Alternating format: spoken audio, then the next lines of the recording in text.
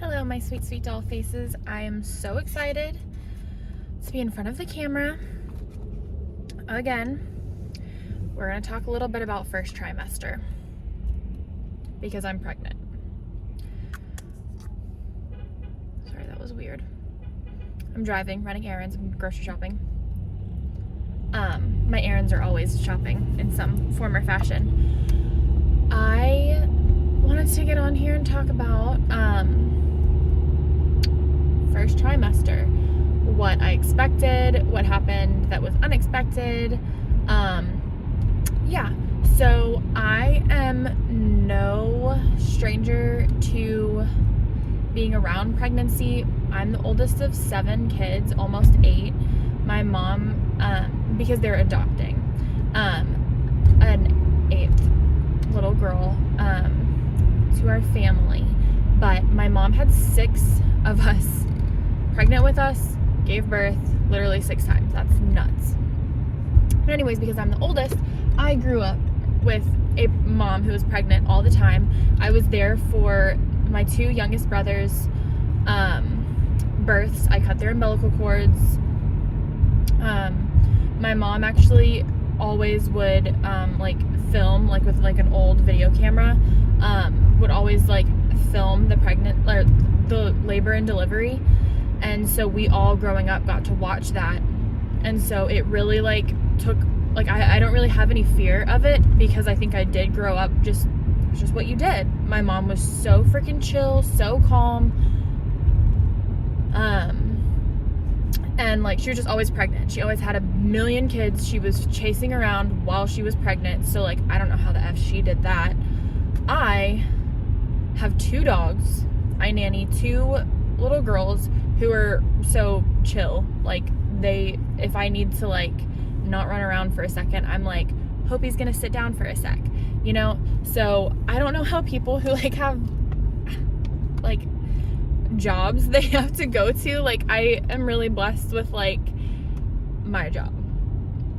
Yes, I do run around and chase 2 other kids, but it's only for a few hours a day and I get to go home and sleep after. But anyways, things I expected for pregnancy and during my first trimester. Your first trimester, they say you don't have to add extra calories to your diet, until your second and third trimesters. I was so freaking hungry all the time. I was I'm gonna eat. So I didn't care about my calorie intake whatsoever. I was hungry. I wasn't prepared to be so hungry. I also couldn't overeat, so it was more of a grazing situation because if I overate, it would make me feel sick. And that brings me to my next point. I was completely prepared to have morning sickness, to be nauseous, to throw up. I was I'm such a nauseous person in general. I get motion sickness really easily, in the car. I get motion sickness really easily, always have. I can't just be in a car. I have to be in the front seat. I have to be looking out the window. I can't read. I can not look on my phone very much. If I'm in a car on an empty stomach, I'm gonna get some sort of motion sickness. I don't always throw up, but long car trips and road trips sound like my own personal hell. So I was just of course I'm gonna be throwing up all the time. I'm just such a nauseous person already. Didn't get morning sickness, didn't get nauseous, didn't throw up. On my birthday, 1 month into my pregnancy, I did have food poisoning and I did throw up for 6 straight hours. So that sucked. But I'm really blessed that I didn't get that. I didn't do anything special to not get sick.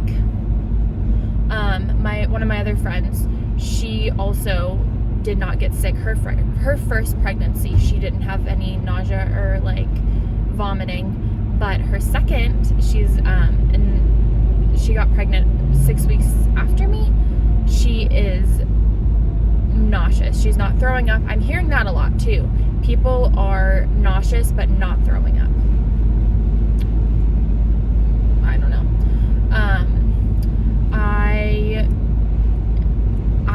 a very healthy lifestyle. I'm very like nutrient dense food, meals. I mean, I'll still go out to eat. I'll still get McDonald's fries, but like I don't eat out very much. We don't get fast food very much. I have not a lot of food allergies, but I've got food allergies and sensitivities. So that does like limit what I'm able to eat. And so we just, like, going out was like more of a special occasion. And I also expected cravings. Suddenly all the food I normally like wasn't good. I'm the type of girl who gets hyperfixated on meals, and I eat the same thing over and over and over, basically until I'm sick of it, or like I need something else. Like if I plan my meals for the week, not like Monday I'll eat this breakfast, Tuesday I'll eat this breakfast. Like the whole week it's like the same breakfast, the same lunch, and then I married a man who doesn't function that way. So we would do dinners, like two nights of the same dinner a week, and then we'd like get something else for dinner, like we'd make something else for dinner. Well, the baby doesn't like that. The baby's like, no, you ate that, okay, now you don't like it, so move on to the next thing we're gonna eat. Like, it's been so weird. And so like we actually ended up getting DoorDash, which is weird for me. I never, like, if I'm gonna go out and get something, I'm gonna go out and get it myself. But like where I'm like at home nannying, or at home, when I'm like nannying, like we don't really leave the house, so I'm just DoorDashing whatever I feel like eating that day. And also another issue I ran into is nothing sounds good. It's like the opposite of cravings, like the opposite of what I expected. Like nothing sounds good. I don't really want to eat anything, but like I'm starving. So it's like I've got to pick something. So I'll pick something, and once I'm like eating it, I'm like, oh, this tastes good. It's not bad. So I was not expecting anti-cravings, or the opposite of cravings, that just everything suddenly sounded gross. I'm having to eat, like, I'm definitely wanting like higher protein, which makes sense. Protein's important for growing a human inside of your body. And I will say I was suddenly like the first 6 weeks I was craving a ton of eggs, and eggs are really good for pregnancy, but I was craving a lot of eggs, and then suddenly eggs were like disgusting, so I didn't get eggs anymore. Another thing that it will say controversial, I think it's 200 milligrams of caffeine you can have a day, being pregnant, that's safe, like within the limits. And I had no intentions of not drinking coffee. I was gonna drink coffee. I was gonna stay within those limits, just like one a day, like a latte or something.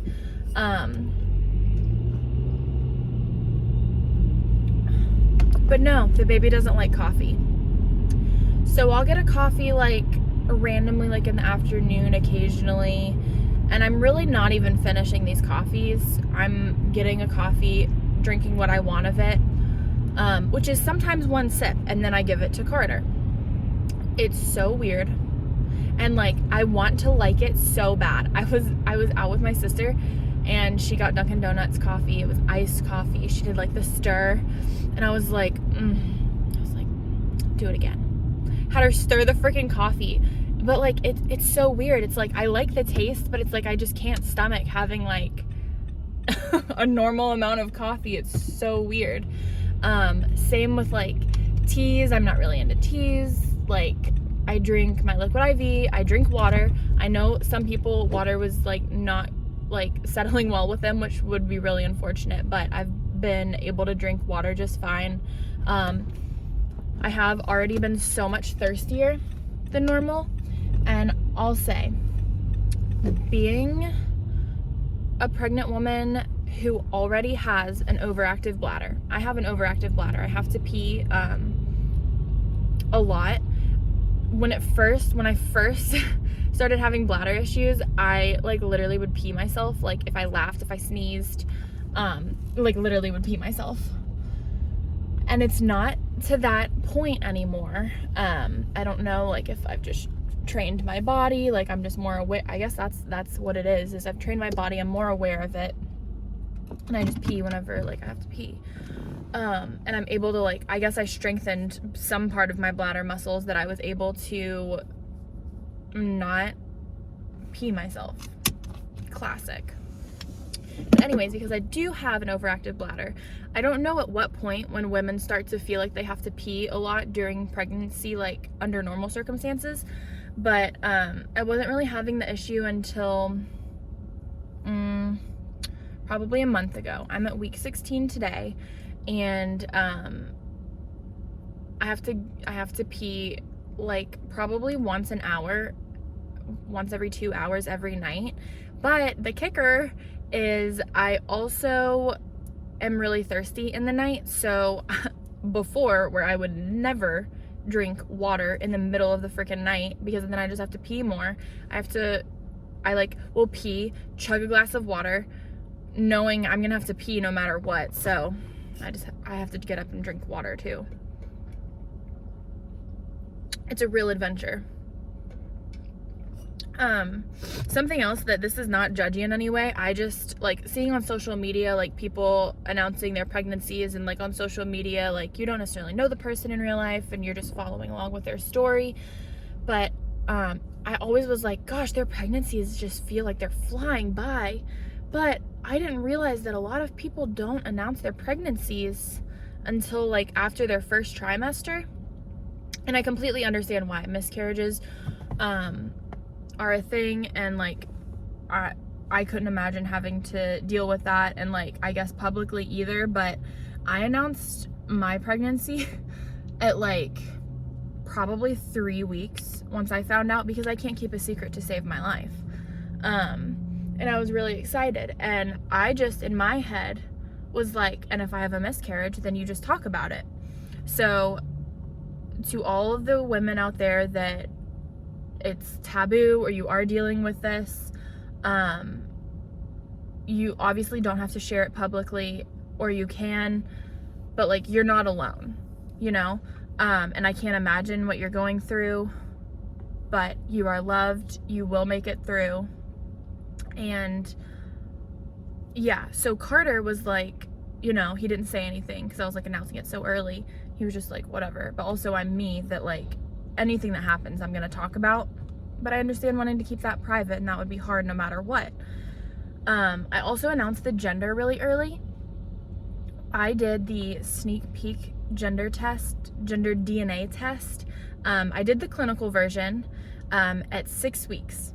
You can get it at 6 weeks, and I did the clinical version where you're not doing it at home, because that was like a lot of pressure, and I was watching a bunch of videos, and a lot of those can be wrong or miscued, or just skewed, I guess is what I'm trying to say. Done at home, like if everything's not cleaned properly, because it only looks for the Y chromosome or lack of. So that would tell you if you're having a boy or a girl.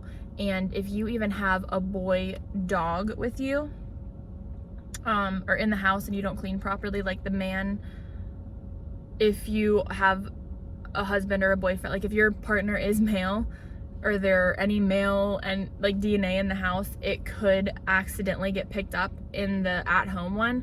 And I was like, I'm gonna go to the clinical version one. So I got the clinical version, and I paid for the overnight shipping. I was supposed to get it the very next day. It did not happen.